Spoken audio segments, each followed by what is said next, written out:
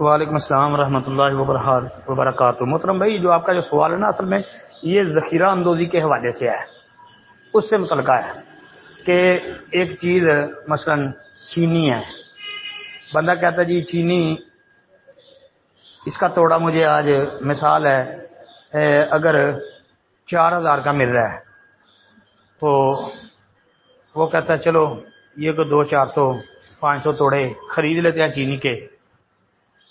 تو اس کو گودام میں رکھ لیتے ہیں، اور جب اس کا ریٹ بڑھے گا تو تب ہم اس کو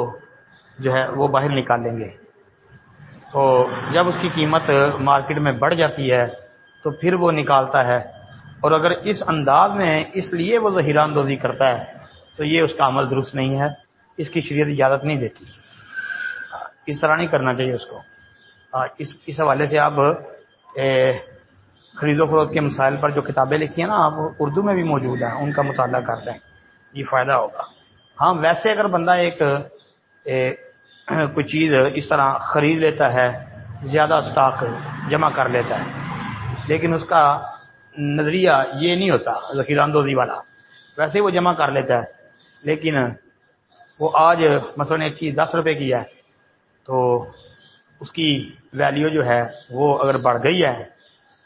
تو یہ 30 کی ہو گئی ہے، 40 کی ہو گئی ہے، 50 کی ہو گئی ہے، ٹھیک ہے، اس میں کوئی حرج والی بات نہیں ہے، وہ فائدہ اٹھائے،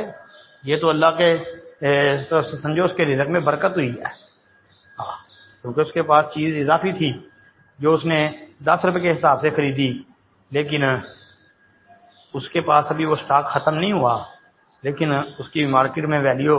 جو ہے وہ اضافی ہو گئی ہے، تیز ہو گئی ہے، 50 روپے تک چلی گئی ہے وہ چیز، تو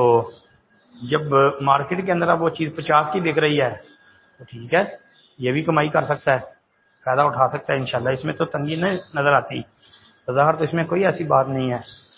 بلکہ وہ اگر دوسروں سے 5 روپے کم رکھ کے بھی اگر سیل کر دے کہ چلو میں 5 روپے 10 روپے کم پہ بیچ دوں تو بیچ سکتا ہے۔ اب باقی یہ ذخیرہ اندوزی کرنا یہ صحیح نہیں ہے کہ میں چیز لے کے سٹاک کر لوں، تب تک لوگوں کو یہ کہتا رہے کہ ہے ہی نہیں، میرے پاس ختم ہے، لیکن جیسے ہی قیمتیں جو ہیں وہ تیز ہو جائیں تو وہ نکال کے بیچنا شروع کر دے،